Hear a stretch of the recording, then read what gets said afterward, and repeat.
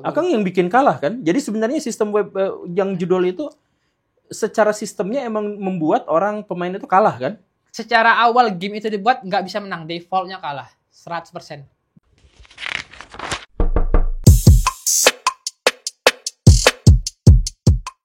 Assalamualaikum guys, selamat datang kembali di Gembulikum Channel, sebuah channel yang mengeksploitasi saya agar saya tetap ada di sini. Sekarang saya kedatangan seorang tamu yang cukup mengerikan dan sempat bikin istri saya tertekan karena beliau adalah perwakilan dari perusahaan judi online. Dulu Bener. Mantan. Dan sekarang sudah bertaubat dan tidak lagi mau melakukan hal yang sekeji itu. Kita ngobrol dengan Kang Ronald. Ronald Leonardo aja, nggak pakai Da Vinci, nggak pakai DiCaprio. Enggak, saya emang nggak akan ke sana. Leonardo aja. Akang cukup tahu diri lah dengan. Iya. Ya, Kang, jadi saya panggilnya Ronald ya. Ronald aja. Ya, Kang Ronald ini dulu adalah operatornya yang bikin website. Programmer dari judi online. Iya. Sejak kapan Akang gabung? Dan pasca COVID. Mulainya pasca COVID. Pasca COVID itu sekarang juga pasca COVID. Akhir setelah mau ini. 2021, 2022. 2022-an kurang lebih ya. Sekitar 2022 iya, Akang mulai bekerja di. Kalau saya freelance. Oh, freelance. Jadi kerjanya by calling. Ini ada bandar yang mau bikin web, saya bikinin gitu aja sih. Bandarnya banyak emang? Banyak banget. Di Indonesia? Orang Indonesia semua. Tapi kerjanya di sana di Kamboja. Kantornya kebetulan di Kamboja. Kantornya di Kamboja, tapi bandarnya semuanya orang Indonesia. Orang Indonesia. Ya tinggalnya di Indonesia juga. Tinggalnya di Indonesia juga. Iya. Berapa banyak bandar kira-kira di Indonesia tuh? Ratusan kayaknya ada. Ratusan. Dan mereka yang nama perusahaannya itu yang beda-beda itu ya? Mulai dari yang paling kecil sampai yang paling besar, banyak lah bandarnya. Banyak? Banyak. Akang dapat berapa duitnya? Per satu bikin web, 15 juta. Iya. Per satu bikin web 15 juta? Dan sebulan dapat?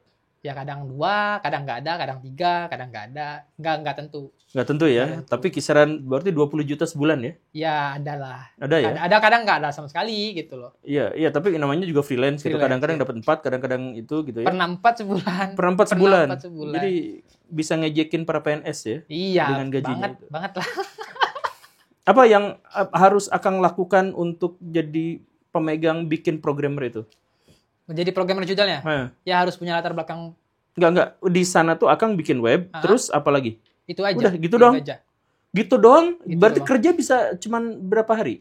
Satu kali bikin web? 1 jam, 3 jam bisa. Tergantung nama webnya, tampilannya apa. Kerja 2 jam dapat 15 juta. Tapi itu duit haram. Akang kepikiran gak itu uang haram gitu? Dulu enggak sih, Kak. Dulu enggak, Pak Guru. Pada waktu itu ya. Ya yang penting dapat duit aja lah.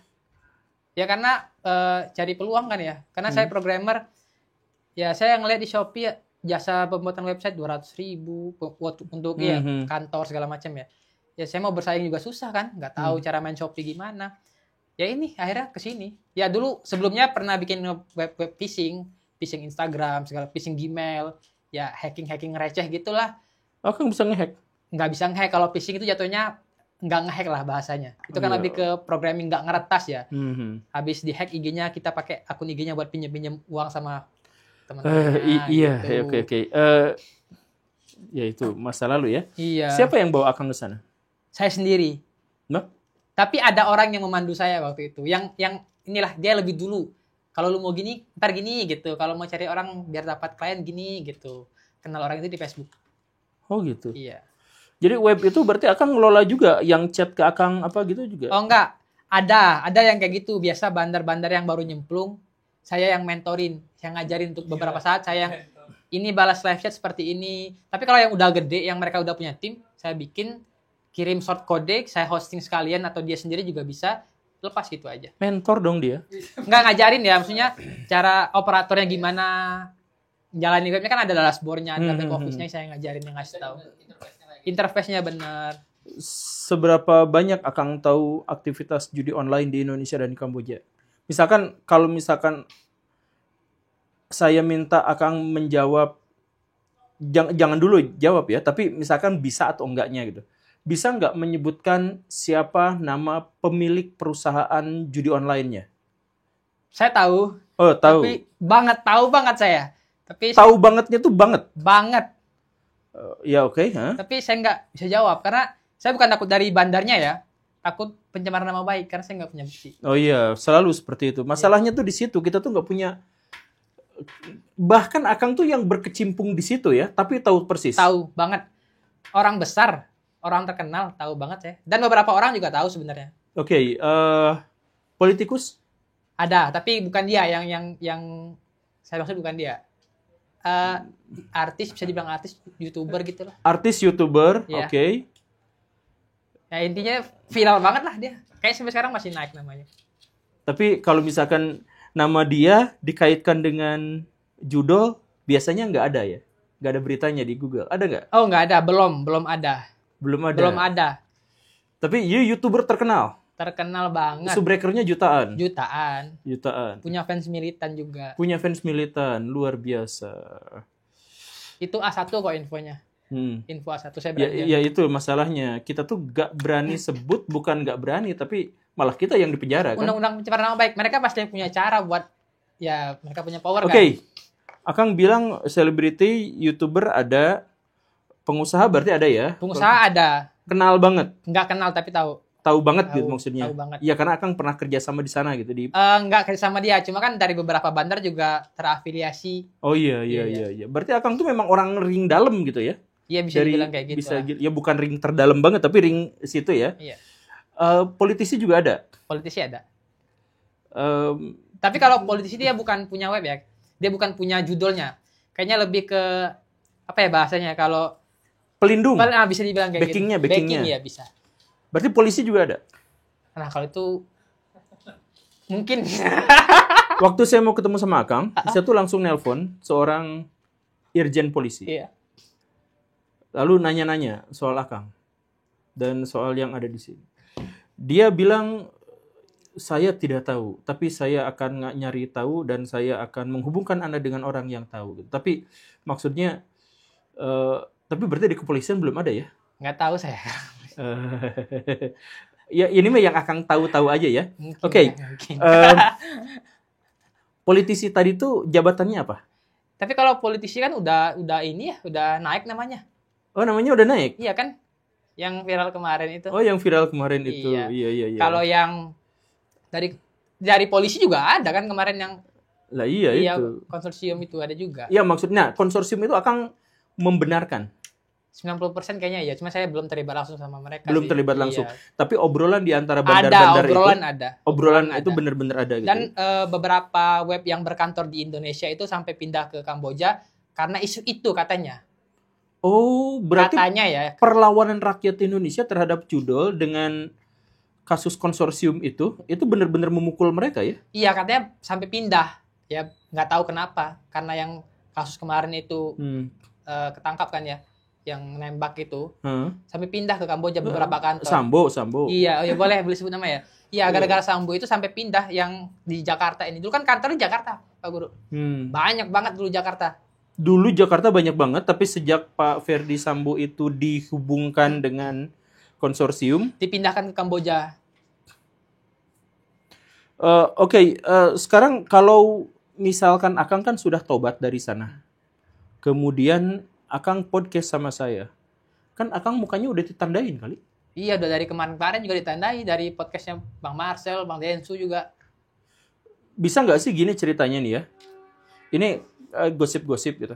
Kalau misalkan ada pegawainya yang cukup nakal gitu, maka dia dijual ke penjual pengoplos ginjal gitu. Nah, ini maklar ginjal gitu. Yang banyak mispersepsi ya Pak Guru ya. Sebenarnya ya Pak Guru ya, secara perusahaan judol ini kalau saya bilang perusahaan paling bagus secara sistem perusahaan ya. Paling bagus. Secara sistem perusahaan. Percaya dia bisa ngalahin pemerintah. Jadi perjanjian semua orang-orang yang kerja di sana, ini situs yang benar ya.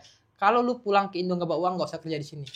Nggak boleh alkohol, nggak boleh bawa narkoba, nggak boleh main cewek, nggak boleh main judol persyaratannya. Nggak ada yang lain. Hah? Perusahaan judol nggak boleh main judol? Persyaratan utama cuma itu, nggak boleh narkoba, nggak boleh ya kalau ke mes nggak boleh bawa cewek ya, nggak boleh main judol. Itu aja, nggak boleh yang lain. Wah syariat sekali ya. Menegakkan Makanya saya syariat bilang, sekali luar secara biasa. perusahaan ini paling bagus. Bahkan bosnya bilang, kalau lu pulang nggak bawa uang, ngapain ke sini? Nah, tapi ada beberapa perusahaan yang scam. Oh, oke. Itu yang biasa. Ada juga yang resmi ini biasanya yang narkoba. Hmm. Nah, dipukulin pasti di sana Pak Guru. Ya itu ginjalnya diambil tuh beneran? Ada. Kalau sampai maling-maling database, sudah kayak gitu. Database itu kan ladang uang mereka ya. Oh. Ada karyawan yang nakal ngambil database, jual ke web lain. Selesai itu pasti.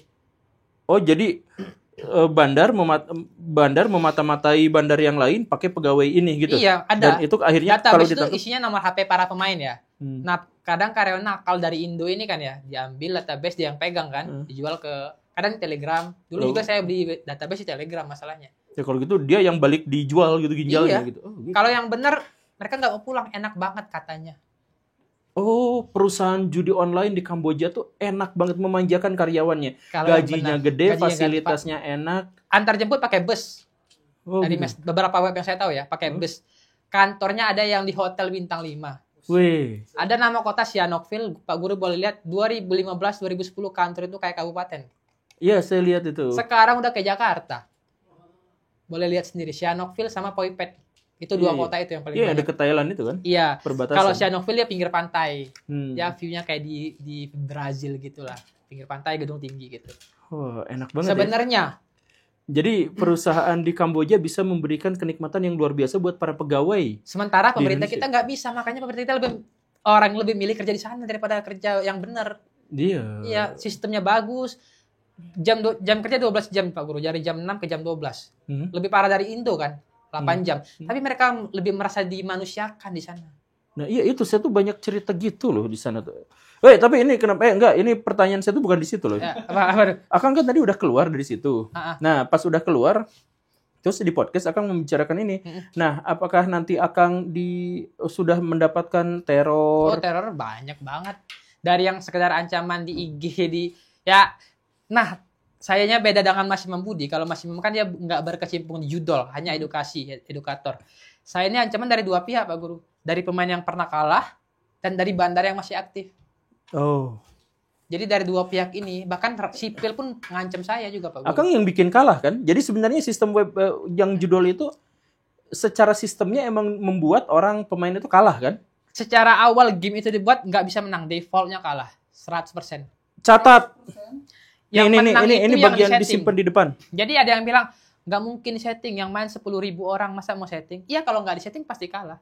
Paling 3 orang yang disetting dari 10.000 orang itu. Ya itu yang bisa menang.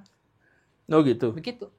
Jadi emang sengaja kalah, menangin biar ngasih harapan, kalahin Ya. lagi gitu. Nah, cara mereka ngasih menang ini macam-macam. Ada yang cuma cap-cip-cup aja kan. Yang ini aja. Ada yang ya mungkin dia lihat dari faktor A, B, C gitu. Terserah, hak prerogatif bandar itu aja. Iya, berarti ini mah bukan judi kan, ini mah Ya jelas penipuan. penipuan. Ya. Kalau judi mah 50-50% Pak Guru. Itu pun masih dosa juga kan Iya, sebenarnya. judi aja udah dosa, ini nipu.